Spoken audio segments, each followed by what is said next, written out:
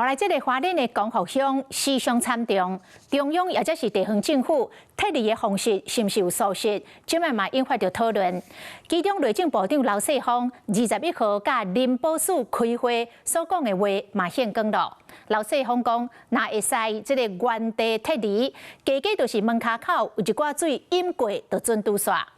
国民党的立委罗志强批评中央是一个无用心嘛无用力的行政团队。内政部是批回讲，当时是咧讨论、咧研究撤离的时机、范围，甲需要撤离的户数。讲这个录音档去互抓话头、斩话尾咯。一共有1837户，那这些名单呢，其实在21号的时候就已经提供给花莲县政府或其他的相关单位。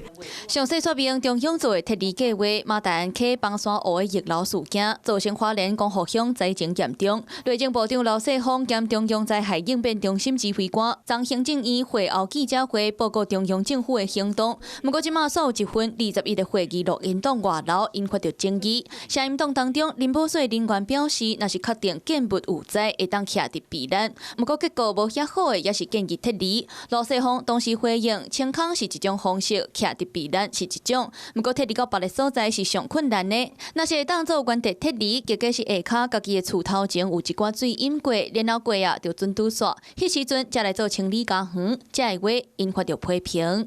就是一个不用心哈。那这个也不用力的一个行政团队啊。那今天你看到不只是刘世芳，今天这音档传出来，我希望刘世芳自己出来解释。